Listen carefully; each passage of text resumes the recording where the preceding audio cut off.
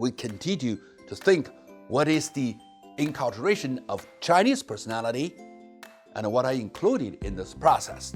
And this time, I want to introduce you another professor, and he is Professor Yang Guoshu.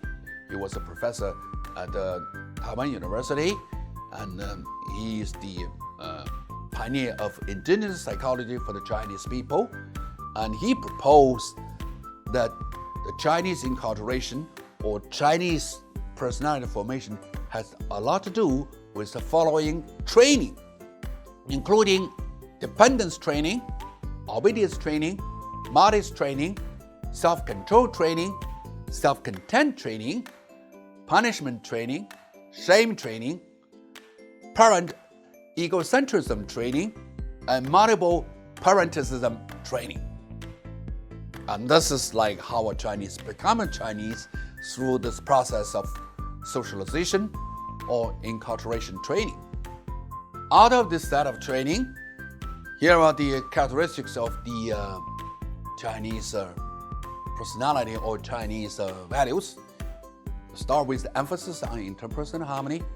Chinese people are trained to rely on relatives and friends, to respect authority and avoid open conflicts.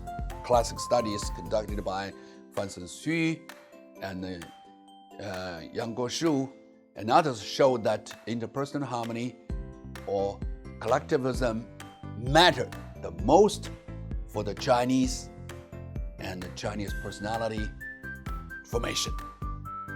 Also, another emphasis on faith and favor. Chinese people are trained to care for face value at exchange of favor. And classic studies by Professor Huang Gongguo and others show that faith serves an important role in Chinese social relations. There's also this emphasis on humility and modesty. Chinese people are trained to not show off oneself and to avoid being radical and to remain self-preserving. And there's also the emphasis on moderation of actions.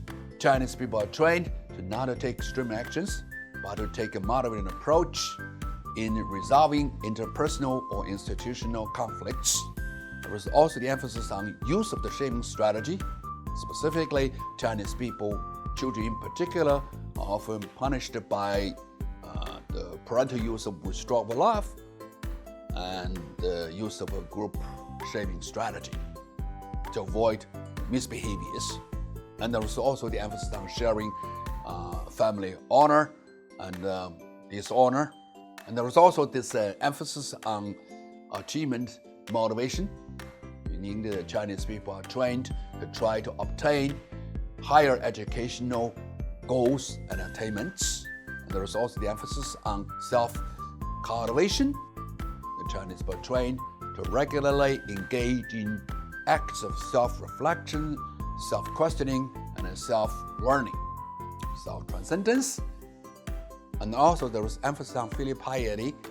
Chinese people are trained to develop filial commitments, obligations, filial sentiment to parents or parental figures from a young age. And there are also the emphasis on following power and authority. And Chinese people are trained to follow and respect authority and seniority. So, this is how we are, the Chinese, how we became the Chinese. Even though China has modernized a lot, but Confucianism still exists a huge influence, particularly on maintaining social and interpersonal harmony and to resolve conflicts in a moderate way. That's still the Confucian wisdom of resolving problems in life. And we still value that ethic, and we still feel proud of our cultural heritage.